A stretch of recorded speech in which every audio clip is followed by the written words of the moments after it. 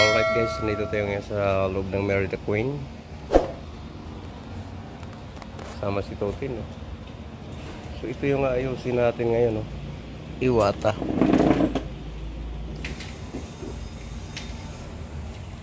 Hindi ko malaman kung anong problema nito.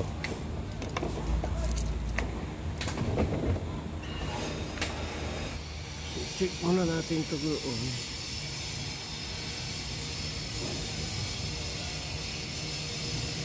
Kiroy lay marketing.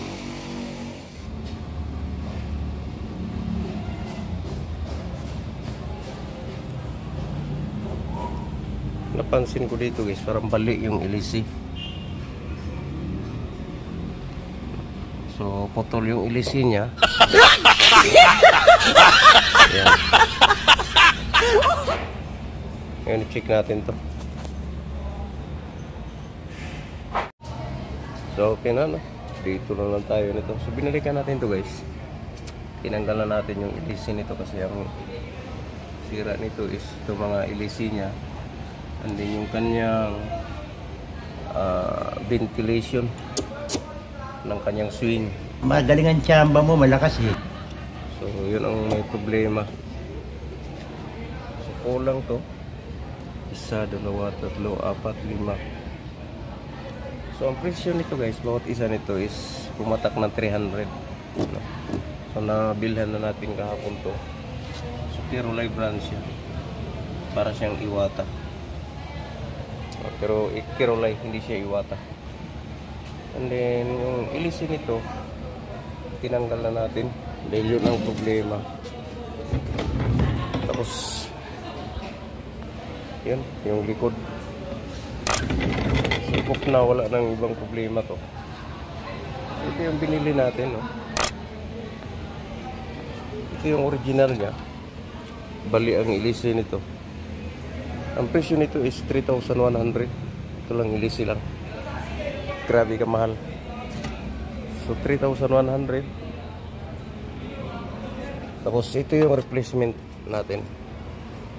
Ito yung binayaran natin ng 3,148 yata. So, grabe ka mahal. And then ito yung mga ano natin. Ito yung replacement doon sa kanyang ventilation. So ventilation niya. So andito na tayo ngayon. So unahin natin to. So let's start na.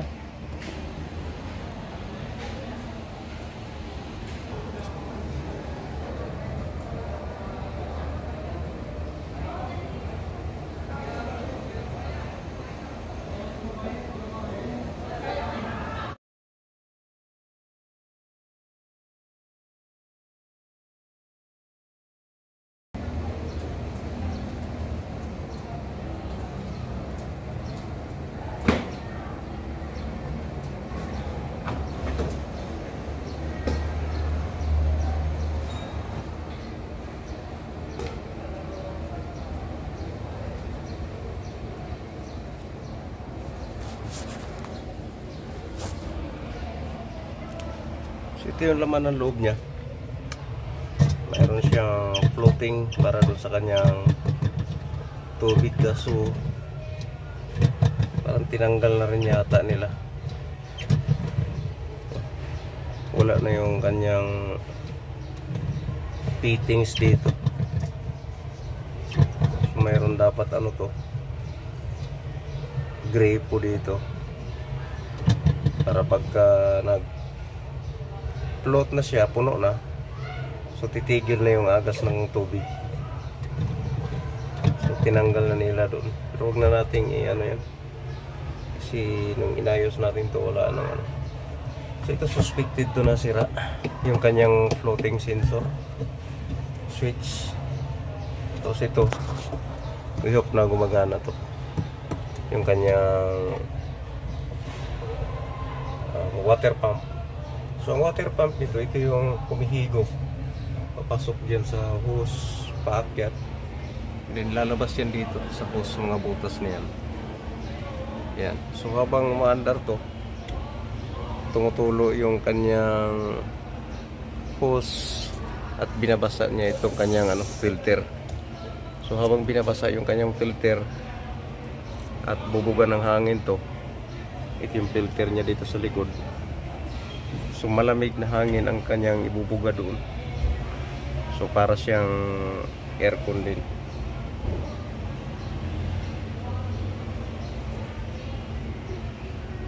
So sa ngayon, check muna natin yung kanyang, una nating tester dito is itong kanyang actually tinister na natin to, yung kanyang water pump. Gumagana sa tester pero hindi ko alam kung i-actual natin to, kung okay pa siya. So ang unang gagawin natin is lagyan mo natin ng tubig, guys. Pump na tayo ng tubig doon para paandarin natin.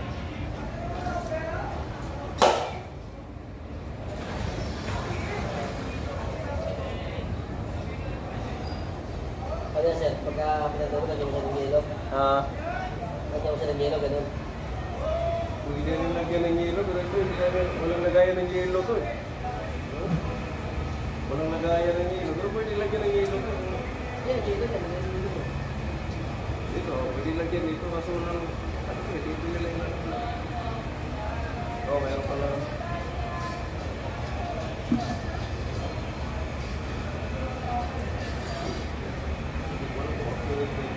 Okay mo? Oo. Tubig lang yan, sa loob, no? Oo, tubig. Air cover. Siguro yung problema nito noon, naubusan ng tubig yan, kaya nabali ito eh. Gumaan siguro, nawalan ng tubig, natumba. Yang mahal nito.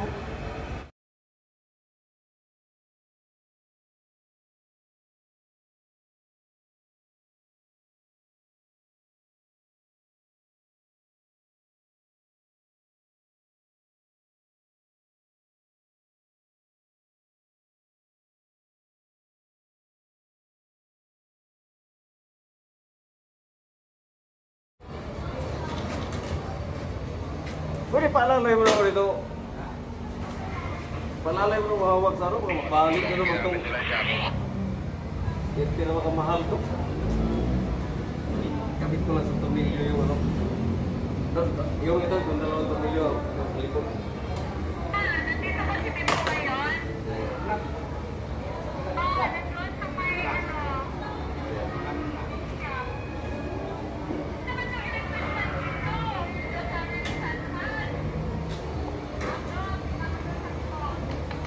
alam mo din na ikaw bumaba ka na, ibigay mo na.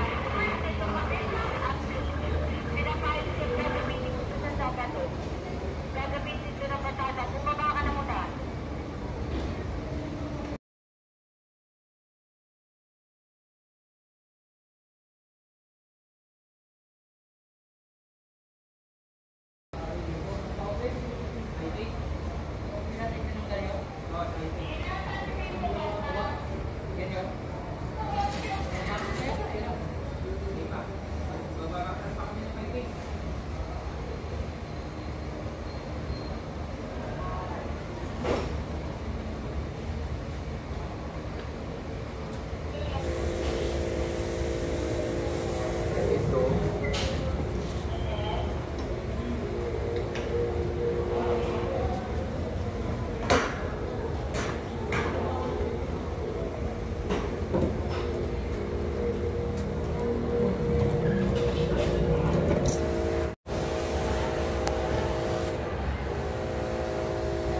Ito na guys, saksak na natin to.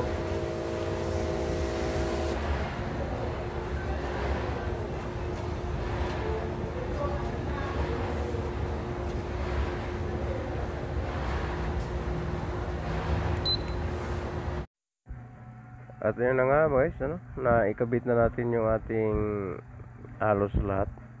Medyo maingay kasi dito sa ating workplace kasi mayroong naglilinis ng aircon. So ayan na, okay na yung kanyang ikot. At ang kanyang tubig ay lumalabas na, ayan. So So sa madaling salita is itong ating water pump is nasa good condition pa. Pati na rin yung ating motion, ang tawag nito, sensor, no? So kung makita natin may malamig na, wala pang filter yan. Mamaya siguro ikabit natin yung filter para ma-feel natin yung lamig. So maganda nga pala talaga ito. Nung una parang hindi ako sangayon sa mga ganitong klaseng ano, dahil sa sobrang mahal. Biruin mo 23,000 ito. Tapos nung inayos natin, binilhan natin ng mga pyesa ito. Sa LC niya is 3,140. LC pa lang yun. Tapos yung kanyang ventilation, kasi kita natin yan, bungi-bungi na. Binilhan natin yan is 300 isa, 380.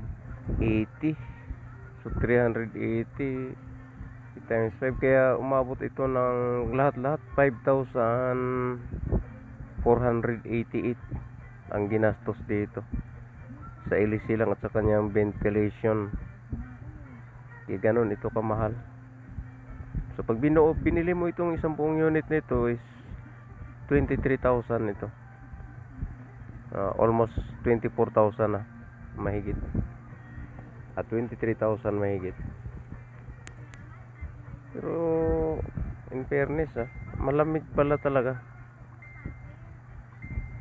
Kaya hindi man natin paganahin yung kanyang cooling kasi baka mabasa pa, yung medyo open pa yung kanyang surface niya.